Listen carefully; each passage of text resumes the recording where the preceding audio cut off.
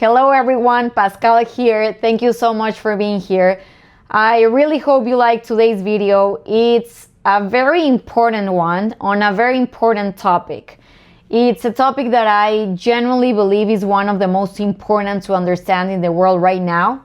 So I hope you like it. If you do, please don't forget to subscribe to the channel, like this video, share it, save it.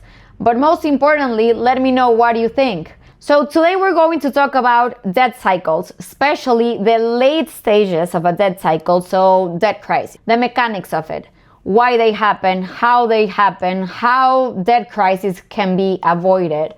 And I also want to give you an overview of where the US is in this cycle and give you some examples of other countries like Japan, the UK, France, because the underlying mechanisms are the same universally across time, across space. So I really hope that you like it. And without further ado, let's get into it. Now, it seems like it's very easy and obvious to understand debt on an individual level, on a family, for a business, but it's not so obvious when it comes to a national level or public debt, government's debt. We've been told that a family's finances are very different than a government's finances and that we shouldn't be comparing them. I think that's a lie. Now, a country's economy is much more complex than that of a family. But the underlying principles are the same. There is this concept that Nassim Taleb came up with, the concept of anti-fragility. Now, a fragile system is one that breaks easily under stress. A strong system is one that doesn't easily break under stress. An anti-fragile system is one that benefits from stress. So we should really be aiming for an anti-fragile system. Let's look at the fragile one. What does a fragile, economically speaking, household look like? Well, they spend more than they make. They have no savings for a rainy day. They're borrowing money to buy stuff that they don't need instead of investing that money to get future returns. They borrow money year after year and they don't pay it back. The debt accumulates. They don't really worry about the future and they don't make any structural changes. And one that is very important is that parents care more about being liked by their children than they care about doing the right thing for their children. And this is what happens, unfortunately, in democracies. Politicians care more about being liked than about doing the right thing, because they will lose followers or constituents. So when we think about this, it's kind of obvious that a family looks very much like a government or an economy. These things hold the same for a country. Now, one of the major differences between a country or a family is that governments have the monopoly on money, so they can create money. We cannot just print money because that's called counterfeiting and then we go to jail, right? But governments do have the ability to create money to pay back their debts. Not that it should be done, but they can do it. That is a major difference. And today I want to explain the mechanics of debt, because it seems like we are nearing the end of a very long-term debt cycle, so we really need to understand what's going on. Governments have a lot of expenses. They need to spend on the military, healthcare, education, social benefits, unemployment benefits, right? Pension and retirement. So they have a lot of expenses, and they have three primary sources for financing those expenses. The first one is through taxes. If taxes are not enough, they borrow money, so they issue debt. And the worst case scenario, or the method of last resort, is money printing. They go to a central bank and they print money. The first one is taxes. The taxes usually should be the main source of financing for a government. Now, high taxes disincentivize people from working hard. And it's even worse if you have high unemployment benefits. A lot of the times it's even better if you just collect unemployment benefits than it is to work and then have to pay taxes. So high taxes disincentivize hard work. It also disincentivizes people from starting businesses. It's very risky to run a business, to start a business. If on top of all the risks that it entails, you have to pay very high taxes, you might get disencouraged to start a business. So it hurts the economy. And taxes also cut into a company's profits, so that a lot of companies are even forced to shut down because they become unprofitable after paying taxes. And this is what's happening in the UK, in France, in Canada, Nordic countries. So there's a limit on how much taxes you can charge, because they start to affect and slow down the economy. What most people refuse to accept is that if taxes get too high, they start to become counterproductive. So because the economy starts to slow down, revenues will actually start to decrease. So why? If the economy slows down, people lose their jobs, so the revenue on income tax drops. People stop spending, so sales tax revenues drop. Usually stock markets suffer, so revenues from capital gains also drop.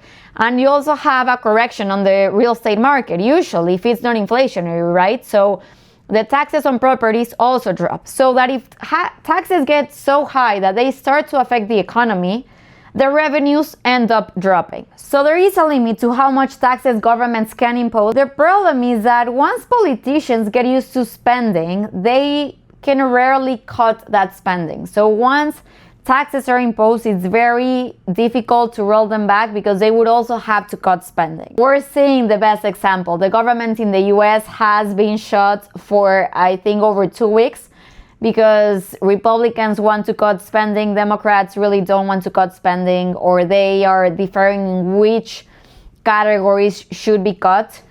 And we saw it earlier this year also with Elon Musk. He really tried to cut expenses in the US. Elon Musk has started 5 or more billion-dollar companies. He has sent spaceships to space and managed to bring them back safely. Yet he gave up trying to cut spending in Washington. That is how hard it is to cut spending. And of course, this is not only in the US, this is an issue worldwide. If you spend as much as you make, you have a balanced budget. If you make more than you spend, you have a surplus, which in the US hasn't been accomplished since, I believe, 1993 or 94 with Bill Clinton. Or if you have more expenses than revenue, so you have a shortfall in your finances, that is a budget deficit. This is really where the problem begins. When governments are spending more than they're making. Now, they always have the option of cutting their expense, but they almost never want to do that because first, it's very unpopular. They would lose votes or followers.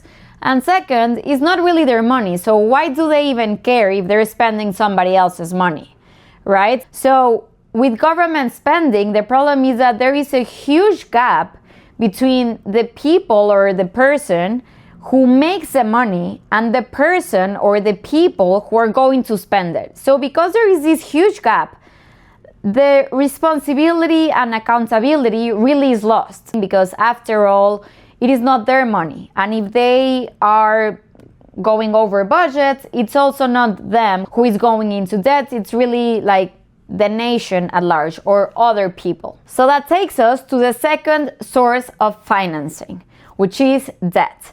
When government expenses exceed government revenues, they need to borrow money. This is the second source of financing, and this is really where the debt cycle begins. The problem with borrowing money is that it is, of course, not free, right? We need to pay an interest rate on that. Interest rate is basically the price of money over time. So the cost or how much it is to access capital over a given period of time. Now, there's a lot of variables that go into determining the levels of interest rates. The most important one is the level of risk or the risk profile of an entity, how risky that entity is. And by risk, what they really mean is how likely it is that they are going to pay back the debt on time. There is a difference between people or businesses and governments. And again, governments have the ability to create money. So the interest rates have to reflect the risk that a government will print money to pay that debt back, because they will devalue money to pay back that debt, so that that debt is going to get devalued. But in general, interest rates reflect the riskiness of an entity, in this case the government. The less risky a government is, the lower the interest rate will be. If a government or a country becomes riskier, interest rates start to rise. There's of course many more variables that determine how risky a country's governance, their political stability, the honesty, levels of corruption, but let's focus on the economic side of things. So at the beginning of the debt cycle, governments don't have any debt because they were spending within their revenues. They had balanced budgets. So at the beginning of the debt cycle, interest rates are very low because governments are, assuming of course all else equal, a government is very safe. It has low risk, so interest rates can be very low, right? It has very low debt levels. And also at the beginning of the debt cycle, governments are running very small deficits. So at the beginning of the debt cycle, interest rates are low, which is good, but it's also problematic because politicians get used to spending a lot of money very cheaply. So that with time, this debt starts accumulating and compounding, so that debt levels overall rise. And with time, because they're unwilling to cut spending and revenues really stay relatively flat, the deficits also start to increase. And so the risk profile starts to worsen, right? So as time goes on, and this is on the later part of the cycle, debt levels get very high while deficits are very high. So that year after year, the government is borrowing more and more money on top of the money that it already owed from the past.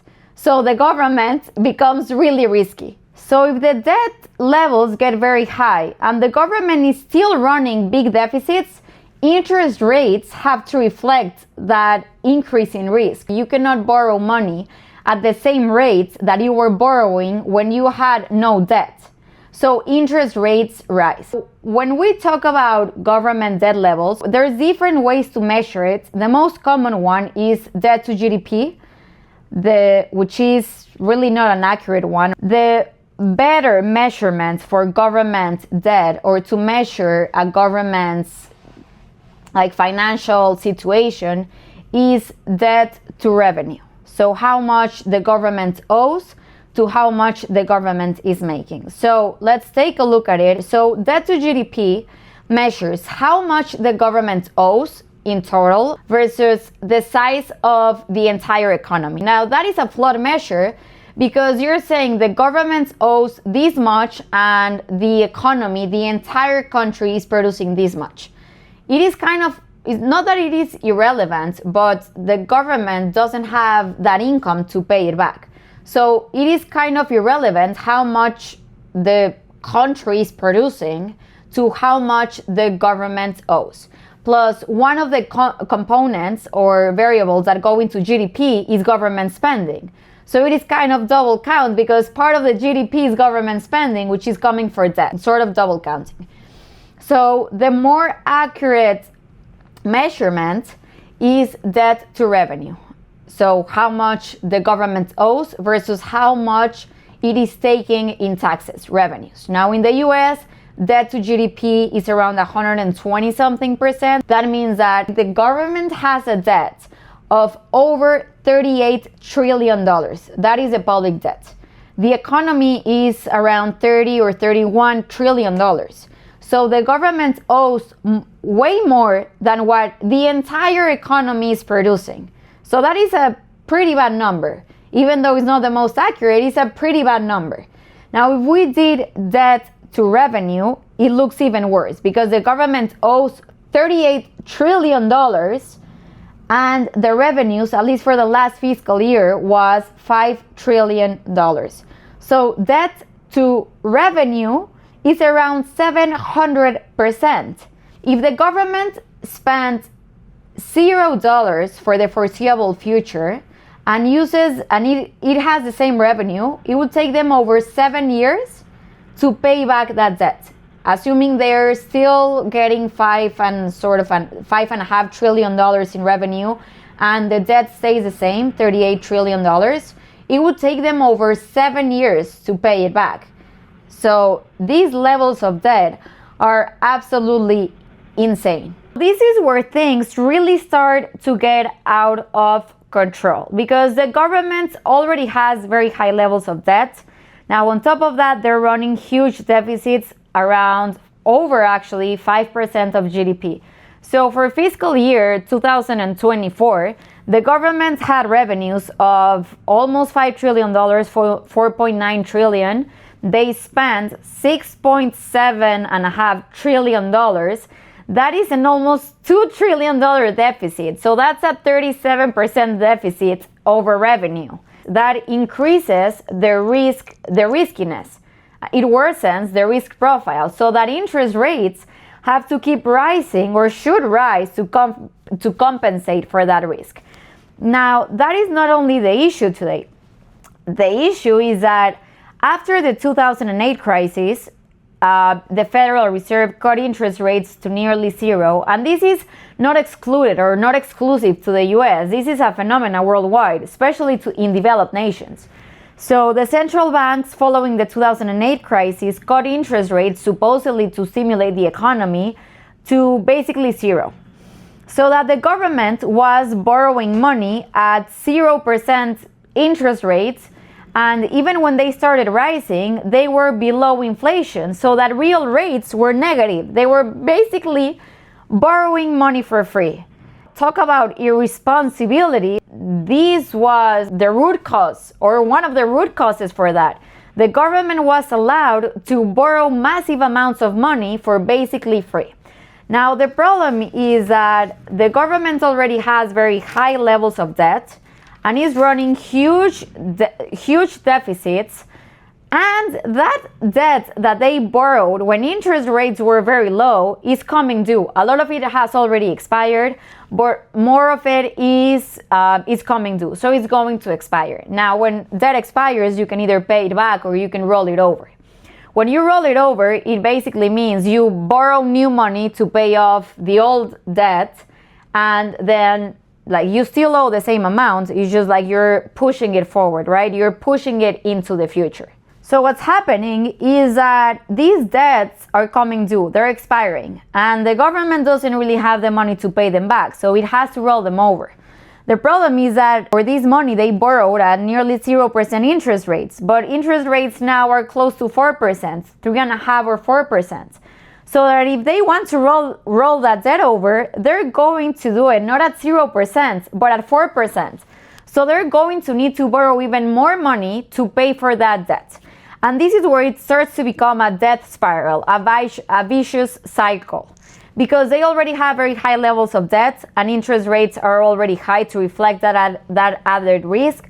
And on top, they also have very big deficits, and previous debt is expiring, and they need to roll it over. So what happens is that they need to borrow money at higher interest rates.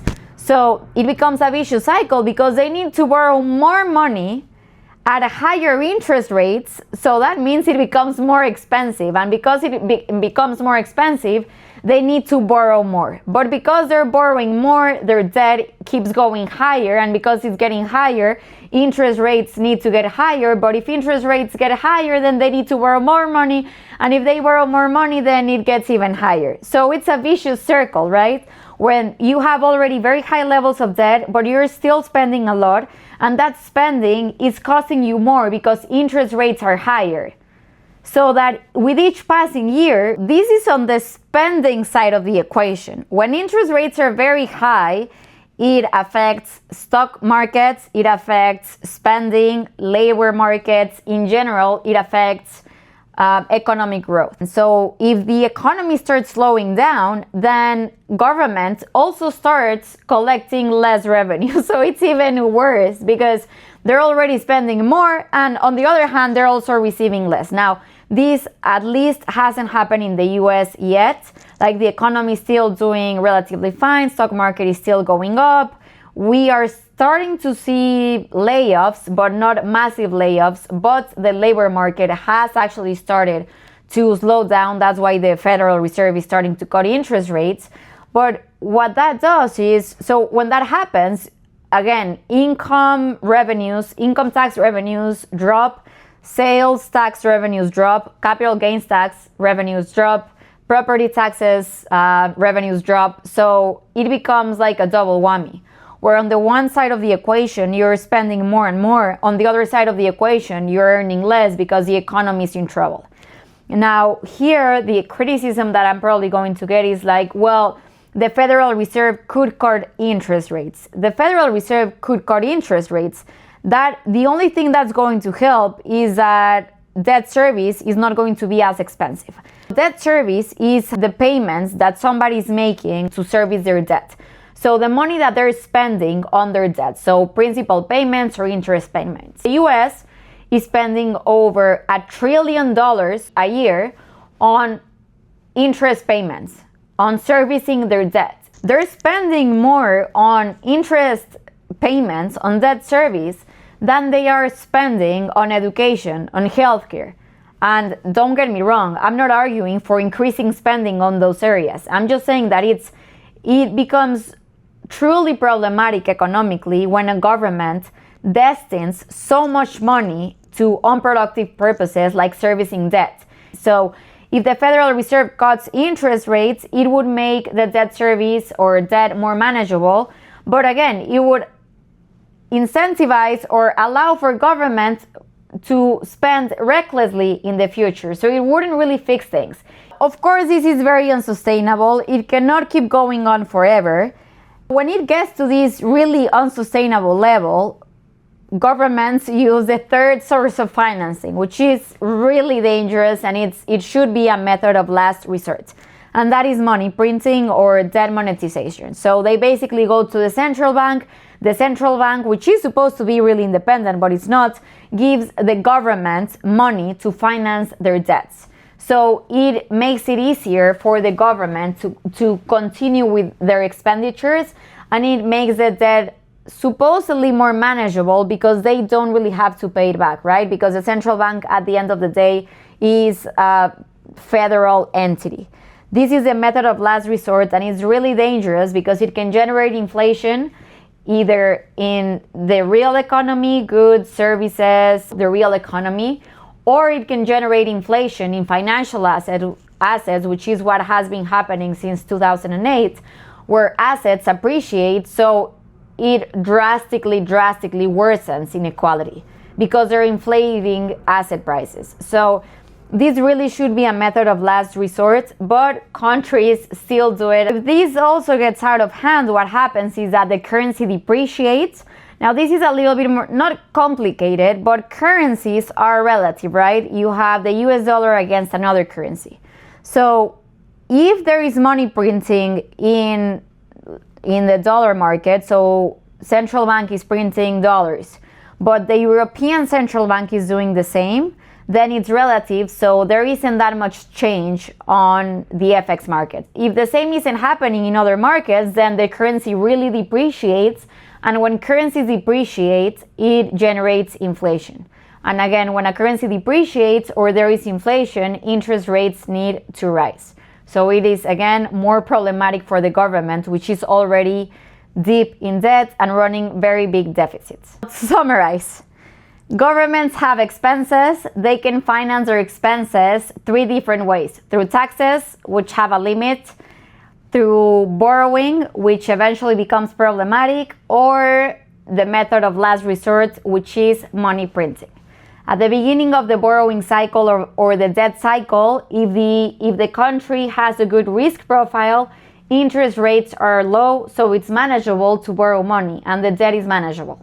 But if the debt starts increasing and the government does not cut expenses and is running deficits, it starts becoming riskier, so that interest rates rise. When interest rates rise, it makes debt more expensive, so that governments need to borrow even more money to cover the debt and the current expenditures, so it makes them even riskier. If they become riskier, interest rates rise even more, so it makes the debt even less manageable, and it becomes a vicious cycle. Now, if this cycle gets out of control and there really is nothing else to do because nobody really is willing to lend money to the government, then the central banks step in and lend the money directly to the government. Now, this should really be a method of last resort because it generates inflation, it weakens the currency, it devaluates the currency, so it has massive implications for the real economy. But this is basically how the debt cycle works. Now, there is a lot of things that can be done to prevent this. Now, I just read this book, How Countries Go Broke by Ray Dalio, The Big Cycle. He has a 3-step solution. So what he proposes, which I in a way disagree, is that governments take 3 steps. So first is governments need to cut spending by 3%. They need to increase taxes across the board by 3%. And central banks needs to cut interest rates by 3%. Now, I don't think that cutting interest rates would be a great idea because that would only allow the government to kick the can further down the road. If it is really necessary, then central banks can do that to make it more tolerable in the short term to avoid a full-blown crisis, but that doesn't really fix the issue. What really fixes the issue is controlling spending. So what governments across the world really need to do is either cut spending, which can really affect the economy in the short term because, again, government spending is a big component of economic growth, but it really needs to be done. Or on the other side of the equation, they need to increase revenue. Now, increasing taxes like Reeves is doing in the UK is not going to work because it's going to tank the economy. What they really need to do is become more pro-business, actually cutting taxes to incentivize people to work hard, to allow people to start businesses, to run businesses, to allow corporations to actually invest in the economy. Also, by the way, if you cut interest rates, you allow for financial engineering. So companies, instead of engaging in real investing, they just buy back their stock or engage in not unprofitable, but inorganic M&As. So the best way forward, I really believe, is allowing rates to free float gradually so that governments have to actually pay for what they're borrowing. They don't just get to borrow for free. There should be a lot of deregulation, especially for small and medium companies, because when you are required to put $100,000 up front to start a business, to pay for the licenses, the permits, the regulation, the legal costs, it discourages people from starting businesses. Now, if they allowed for people to start businesses and run business efficiently, they could increase tax revenues. So this is what governments should be doing. They should be really, really pushing for defending and promoting free enterprise. They should cut spending across the board, cut unemployment benefits, rise retirement age, cut healthcare, education, military spending, and if it's really necessary, then do a refinancing with interest rates so that the debt becomes more manageable. This is what governments could do to fix the issue. This might sound too abstract, so I'm going to run you through some examples. I'm going to start with the US, then I want to run you through what's going on in Japan. That cycle is a little bit further ahead, so we can see what happens, and then dig a little bit into the UK and France, which are going through similar situations. Now, there was a 2008 crisis where there was the housing bubble, the housing crisis in general, and the Federal Reserve, same as other central banks, cut interest rates to nearly zero. For a decade, they left real interest rates below zero, so negative interest rates. Again, that means that inflation is higher than nominal rates, so borrowing, if you can get these rates, is basically free. So for the government, it was basically free to borrow money. This was the decade or the years of Obama. The debt increased drastically. Now, this is not specific to Obama or the Democrats. The debt has been steadily increasing year after year, regardless of who's in the White House. but it did increase drastically, and there were a lot of things added to the budget that are being paid for right now. In 2016, the Federal Reserve started quantitative tightening. They started selling the bonds that they had previously bought, and they started raising interest rates. And they did this for about 2 years until in 2018, in December, so it was very close to Christmas, I remember, the markets started breaking down. Something started breaking down in the market, so that was when Trump was already president. Powell was already at the Fed, and so he had to intervene, and they basically cut interest rates like sort of out of nowhere because the economy couldn't really handle higher interest rates. And then fast forward to 2020, there was a COVID crisis, of course. Central bank again had to intervene, cut interest rates again to zero. The government injected huge quantities of money into the system. A lot of it was monetized by the Fed, so they basically injected $8 trillion within 2 years into the economy. That is around 20% or so of money supply. So it's huge quantities. And nobody could really absorb that amount of debt, so nobody wanted really to lend the US government that much money. So the central bank had to intervene. This is the third source of financing.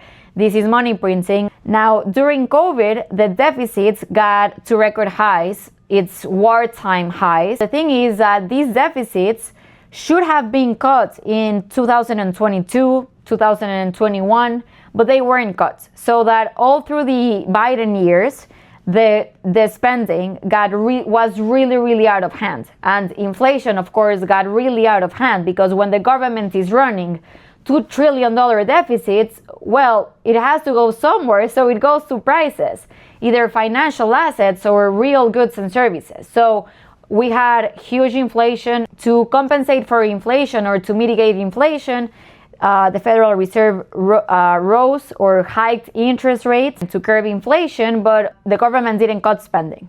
So that interest rates were moving higher at the same time that the government was spending massive amounts of money and incurring huge levels of debt. And that brings us to today. So today the government, and this has been going on again since Biden, government is running, and this was the whole idea of DOGE, which I genuinely, for like my life, cannot understand why people were so against it. Like, if people understood that the dynamic that we are in right now, they would have been like praying to Elon Musk. But anyway, that happened. So we right now find ourselves, the US government has a debt to GDP of over 120%, $38 trillion in debt. The economy is around $30 trillion. It has a debt to revenue of around 700%. The deficits, at least for the last fiscal year, was over 5% of GDP, so close to $2 trillion. These are $2 trillion of new debt, on top of the debt that has to be rolled over. The debt service has risen to over $1 trillion. This is one of the biggest items in the budget, which is very problematic because this is wasted money. It's for unproductive purposes. Now, I'm sorry that today is not the most optimistic video or topic, but it is what it is. Now, on top of this, governments also have a lot of guarantees. It's not per se the government's debt, but they are backed. They are guaranteed by the government. So that if something goes wrong, the government has to pay for that, which is not included in the budget. And there's also the huge demographic problem where more and more people are retiring year after year and less people are joining the labor force.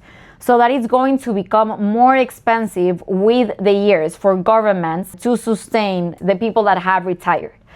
So the US economy is already pulling on a string, sustaining, which is one of the reasons why Democrats refuse to open the government or to finance the government, because they want to finance a lot of benefits for illegal immigrants.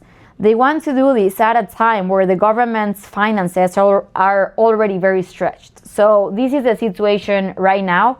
The Federal Reserve is starting to cut interest rates, which is going to make servicing debt a little bit more manageable.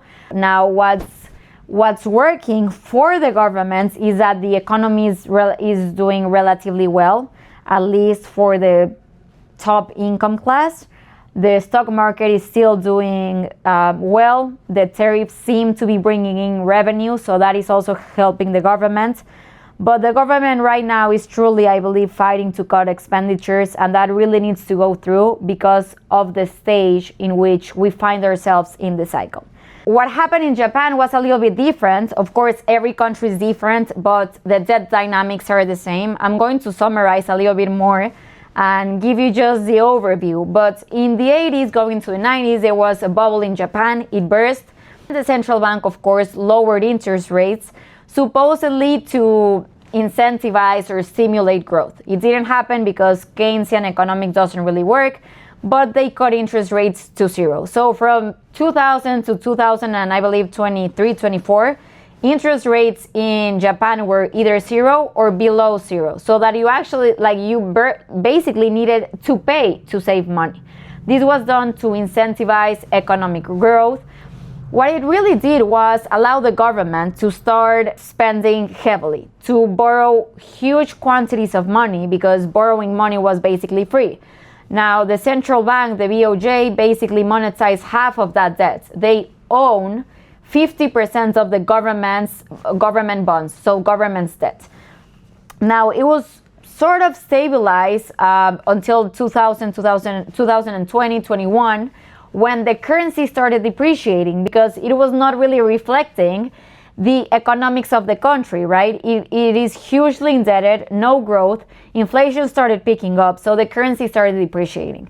The central bank had to intervene. It failed. The currency kept on depreciating, and they started losing control of the bond market. So that interest rates, even though they control them, started rising. And that is, again, very problematic for a government that has so much debt. Because if your interest rate is zero and it goes to 2%, well, your debt service just increased. Of course, not on all the debt, but on the new debt or debt that you're rolling over, it just increased to 100%. It's a massive increase. The central bank started losing control of the bond market, so they had to actually increase interest rates, even though just a little bit. They're still below 1%. Now, the 30-year bond or rates in Japan is at the highest it has been in over 30 years. The thing is, because interest rates are so low, the economy is so weak, the country and the governments are so indebted, the currency has depreciated a lot. It has gone from 103 in 2021 to 154 right now. That's a 50% depreciation over 4 or 5 years. Those are huge moves that are really putting the Japanese economy in trouble.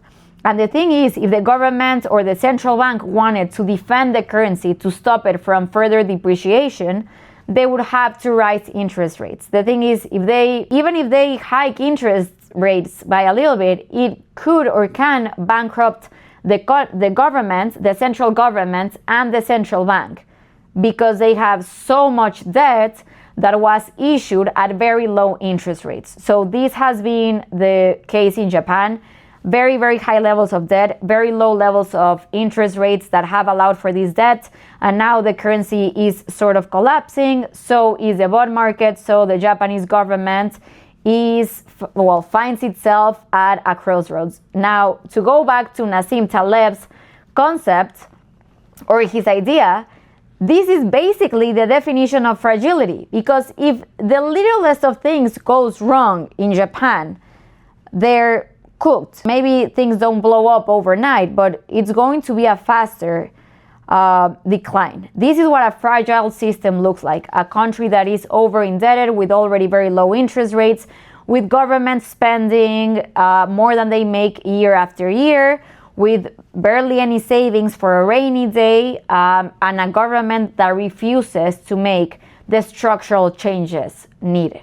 If you guys made it all the way through, first of all, I really appreciate it. Thank you so much. I hope you have liked it. Please don't forget to subscribe. Leave me your comments. Your feedback is greatly appreciated. But to finish, I want to just briefly cover the UK, the situation in the UK and in France. Now, the difference with the UK and France and the US or Japan is that, at least with France, is that France doesn't really have their own central bank. They have the European Central Bank, the ECB. The UK does have their own currency, their own central bank. The difference in the debt cycle is that taxes are way higher in the UK and in France than they are in the United States. So they really have no room to keep hiking taxes. And their share of the economy is also higher than that in the US. So the French government makes up for 52% of GDP.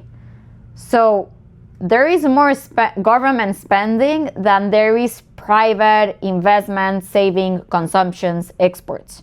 That is a huge number. So the government is now the biggest contributor to the economy. Very problematic. But the situation in the UK and France is very similar to the US and Japan in the sense that they went through the 2008 crisis. The central bank lowered the interest rates so that the countries, the governments were allowed and sort of incentivized to borrow huge amounts of money. The interest rates were close to zero. In the EU, they actually went negative for a period of time, so that it was basically free to borrow money. They have way more benefit spending, unemployment spending, etc. So they have huge levels of spending already, very, very high levels of tax, so that they are not able to really raise taxes without plunging their economies. This is already happening in the UK, and the thing is that you not only plunge an economy, but you also cause, capital outflows. So high net worth individuals, companies, they just take their money elsewhere, so that your revenues, tax revenues, drop. And we are seeing this in the bond market. Their debt levels look a little bit better in some sense than the US. So in the UK, the debt to GDP is 95%. Debt to revenue is 237%, which is bad, but not as bad as the US. Now remember, the US is a reserve currency, so it has more room. France has a debt to GDP of over close to 140% and a debt to revenue of 186%. The problem is that because interest rates were so low, they got into so much debt, they got used to very high levels of spending, that they are now unable to cut spending because it is causing massive uprisings and riots on the streets. Of course, people don't want their benefits cut, but their bond markets are blowing up. That means the interest rates on bonds are moving drastically higher, which becomes very problematic for the government's finances. Eventually, the ECB is going to have to intervene. This is how normal debt cycles happen. You start with no debt, so you can borrow money at very low interest rates. As you start to accumulate debt and you start spending more and more, interest rates rise until they become unsustainable, and you can no longer sustain those high levels of spending, so that either a crisis unfolds or you need to structure. So these countries all find themselves in very similar situations. Economic trouble basically coming from excess government spending. So these countries, as I see it, have one option, and that is either cutting taxes to increase revenues, to accelerate and incentivize and stimulate economic growth, or generally cutting spending and reforming their economies. I think that is it for today, guys.